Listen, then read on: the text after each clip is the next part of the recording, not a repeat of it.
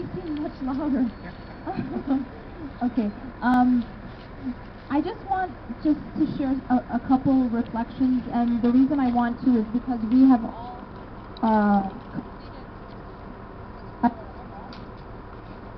hello? Yes. We've all completed our Umrah, and now we are getting ready to go home. Many of us, most of us, we're going to leave tomorrow, inshallah. So what we really want to do is be able to take something back with us. And we didn't just leave everything that we did here. The goal is that we come home changed. If we go through a process and we're exactly the same as we were before the process, then the process didn't really fulfill its full purpose.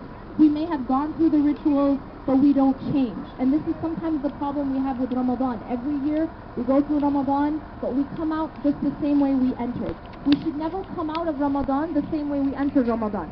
In the same way, we should never experience something so life-changing and something that many people never even have an opportunity to do, and even if they do, maybe once in their life, if they are blessed enough to. That we can't go through that and then leave unchanged. We want to make sure that we come home with some lasting change.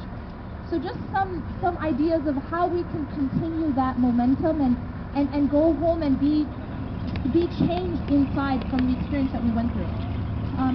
Just a few points about how to take care of our heart, because this is basically a process of the heart, right? We are going in a journey to Allah subhanahu wa ta'ala, and it's a journey of the heart. It's not obviously a movement of the body, but it's a movement of the heart. So how do we take care of our heart? Well, you take care of your heart in a very similar way as you take care of your body. So we know that to take care of our bodies, we have to take oxygen, we have to take food and water, all right? And we have to keep it clean, and we have to keep it protected. So far we said 4 things that we have to do to take care of our bodies, right? We all know this. Even the children that are running around, they know this. You have to breathe, so you have to have oxygen. You have to have food and water. You have to have protection, and you have to have you have to take in food, oxygen, protection, and then keeping the body clean. Now, how does that apply to the heart? What is the oxygen of the heart? It is the remembrance of Allah. Okay? We came to a place where we were praying 5 times a day, and we were probably praying all of our sunnahs, and we were praying all the extra prayers in between. Okay? That is oxygen for the heart. We have just come from a process of maybe 9 days where we were pumping oxygen to the spiritual heart. The oxygen of the remembrance of Allah, and of prayer, and Quran, and all of these things that we were doing. Okay? But the problem is if we go home and we stop that, if we become less in our salah, or less in our dhikr, then it's like we're depriving the heart from oxygen. So we have to continue that pump of that source of oxygen when we return home. And that's in the remembrance of Allah. The most important aspect of that is the prayer, the five prayers. So if before we came here, we weren't really on top of our prayers, or maybe if we prayed, we didn't pray on time, this is a change that we have to make sure that we make when we return. Is that our salah becomes a priority, and the timing of salah becomes a priority, and we do our best to have more focus in our salah. So our salah should be kind of like our first thing on our list that we want to make sure we change, or we solidify when we return. Okay? Second is you have to feed the body to keep it alive, right? You need food. What is the food of the heart? It's also the remembrance of Allah. A person who is not remembering Allah a lot, it's like a person who isn't eating enough food. What happens if you go a week without food? What happens if you go 2 weeks without food? You starve, right? And your body becomes very weak, and then eventually your body dies.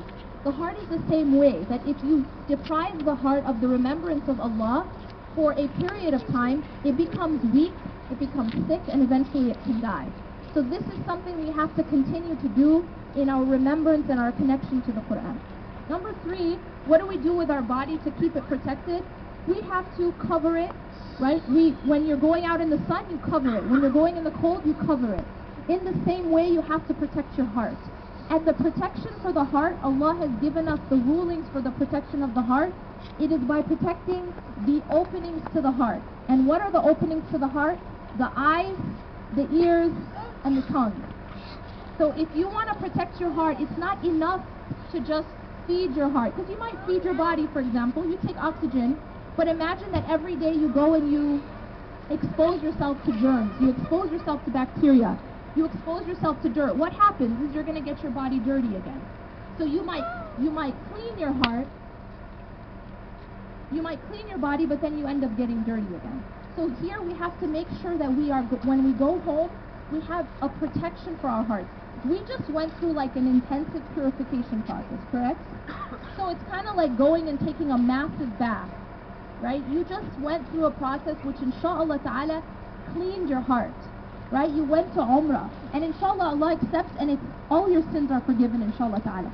So it's like, you know, you take a kid and you put them in a bathtub and you clean them really, really well. But then as soon as the kid gets out of the bathtub, goes and plays in the dirt, what's going to happen is all the dirt just comes back. So what we have to do is when we go home, we just went through like an intensive cleaning process of our heart. We have to go home and make sure that we keep it clean.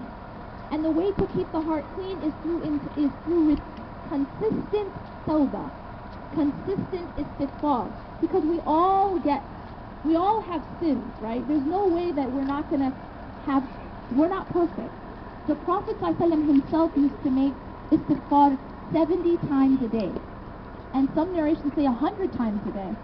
So we have to consistently be cleaning our hearts through istighfar.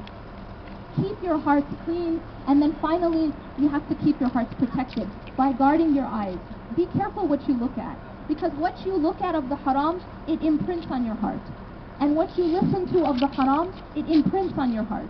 And what you say with your tongue of the haram, it imprints on your heart. So all of these ways are how we're going to, inshallah, leave this experience and be changed. And inshallah take care and maintain what we gained here. أقول قولي هذا واستغفر الله لي ولكم إنه غفور رحيم. سبحانك اللهم وبحمدك أشهد أن لا إله إلا أنت أستغفرك وأتوب إليك. It was a pleasure and an honor to join you, and I ask Allah subhanahu wa ta'ala to have made it beneficial for all of us, and I ask that inshallah ta'ala we are united again, if not in this life, in a better place. Assalamu alaikum. Ameen.